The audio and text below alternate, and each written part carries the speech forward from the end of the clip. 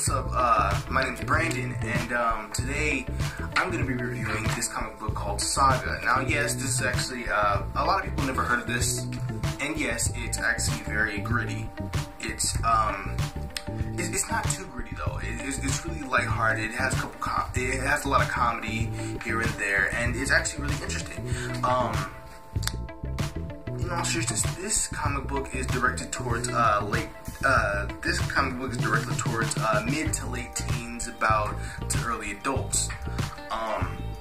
This is actually a really good comic book. I suggest it to most of the people who are looking out there for, like, you know, kind of a almost goofy, filled with action, kind of more intense kind of feel to it. This is only the first issue. I haven't even seen any other issues. I need to find more, but I haven't seen any other issues besides this one, and that's really a shame because this is so good. From the beginning, it shows. It shows her. Her name is Lana, and the narrator of this little story is Hazel, the very same girl that Lana is giving birth to. So throughout the first comic, it shows what her and I'm expecting throughout the first couple of comics is what's gonna happen. They show Hazel's mom and dad, which is the narrator, and apparently I'm getting a vibe that she's the main character. Either that or her parents' adventures are basically the misadventures of this comic, and that's the main focus. And Hazel is strictly the narrator, also the main character of future stories. But this is actually really, really good. I love it. Although it's not appropriate for kids that are younger than me. Unlike most of the lighthearted stuff like Marvel and DC, you know, Superman, Spider-Man, this stuff is actually very, very, very inappropriate for kids. Shows sex. Tits. Yeah, it's really, no. Not good for kids younger than me.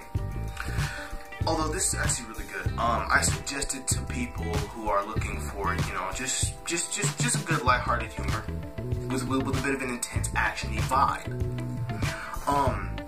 So with that being out of the way, let me give you a bit of a rundown. Let me give you a bit more of a rundown and more of a backstory on what's going on in this comic. So, in this comic, there are two worlds at war, right? One a planet, one a moon. Can't think of the names right now, but it's there. These two people on the front cover is Lana and Marco, right?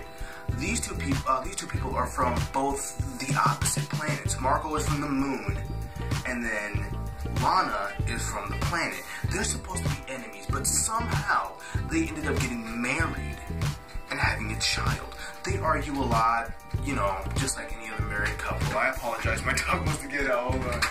Oh, my dog wants to get out. Right. So they argue a lot, just like how, you know, a lot of married couples do. But no, it's beyond of what I've seen. During the middle of the birth, Lana's superiors, right? Because they both belong to the military of their respective planets, well, of their respective moon and planet. So Lana's superiors end up finding out where they are. They end up breaking in, and there's just this whole shootout, right? They're standing in the middle, and then Marco's forces came in, right, to separate Marco from the situation so that way they could save him. Same with Lana. But Lana actually broke the laws, whether they're to arrest her, but whatever. And it's crazy because there's this huge shootout in the middle of the place that they're at. They don't get hit.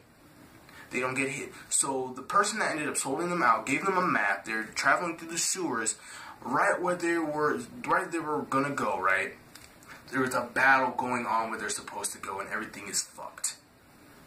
That's it. They're fucked, right? And that's when they name Hazel, the narrator of the story. This like, I know it seems, you know, a little weird, and it's mostly just backstory and foreshadowing and stuff like that, but in the same instance, I love the art style. Just look, I love the art style of this. Alright, it's almost like how the Artemis Fowl comics were written, by the way. They're coming up next. Wink, wink. Anyway, but these are just amazing. Alright, so I suggest you guys check this out. As a rating, I seriously give this a 4.5 out of 5. Alright, the reason why I say that, and this is only for this issue, not the series, but the reason why I say that is because it's just mostly backstory and foreshadowing. It's okay. It's okay. It's good. It's really good. So yeah. If you guys want to check this out, you can visit your local comic book store. So yeah. With that being said, don't forget to be awesome, guys. If it's your birthday, happy birthday. This is Brandon signing off. I love you guys. Thank you. Ciao.